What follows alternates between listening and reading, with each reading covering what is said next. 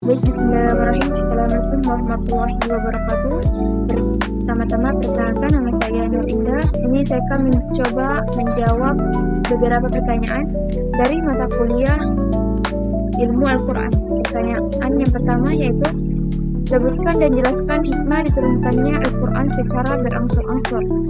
Jawabannya itu yang pertama, untuk meneguhkan hati Rasulullah dalam berjuang menghadapi orang-orang kafir Quraisy dan siapapun yang menentang dakwah beliau.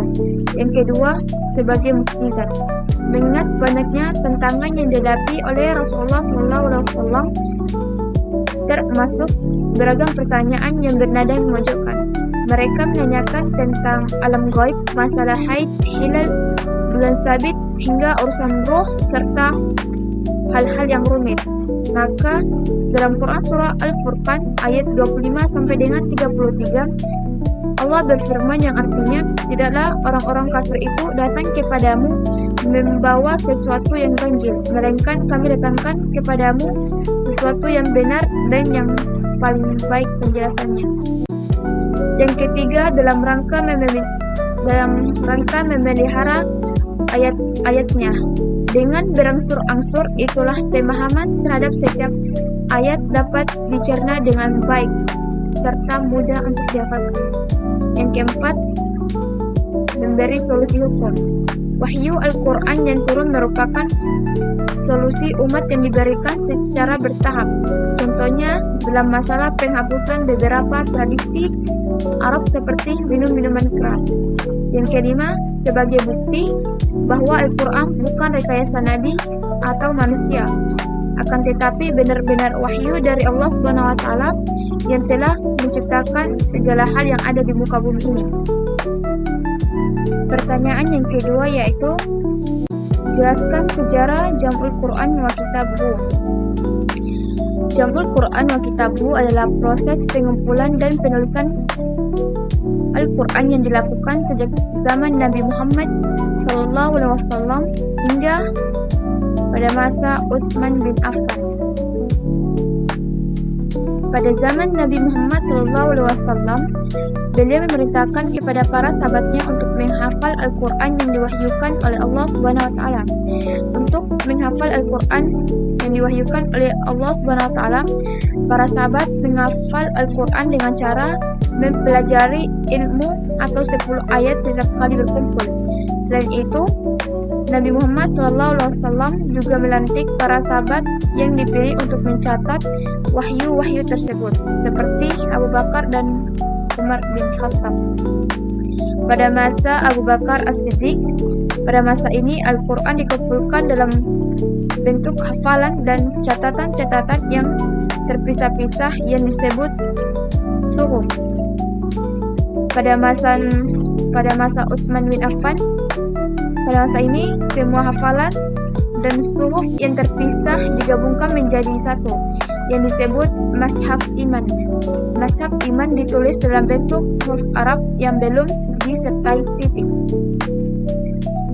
Pertanyaan yang ketiga yaitu, jelaskan apa yang dimaksud munasabah Al-Quran dan berikan contohnya.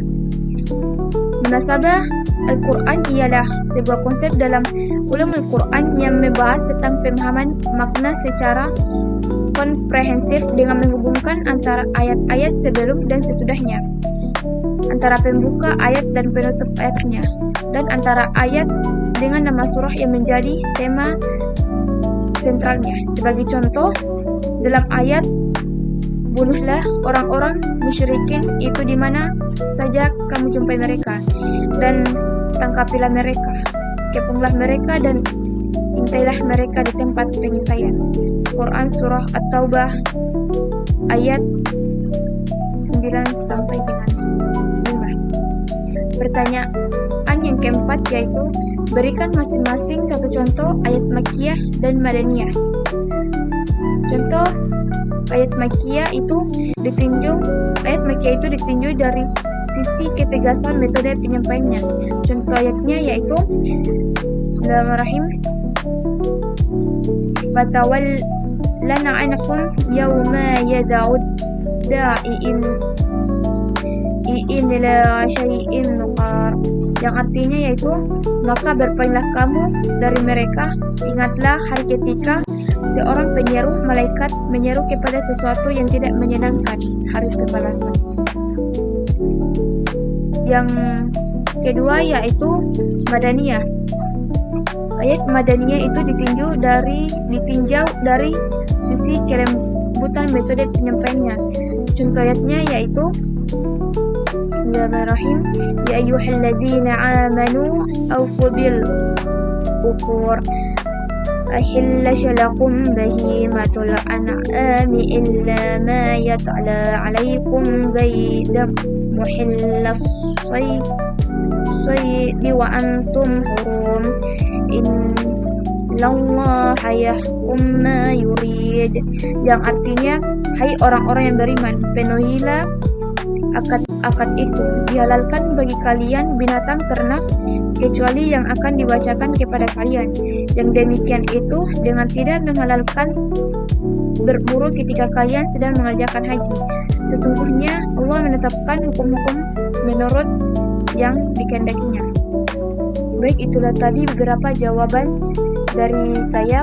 Lebih dan kurangnya mohon dimaafkan. Sekian, wabillahi taufiq wal hidayah. Wassalamualaikum warahmatullahi wabarakatuh.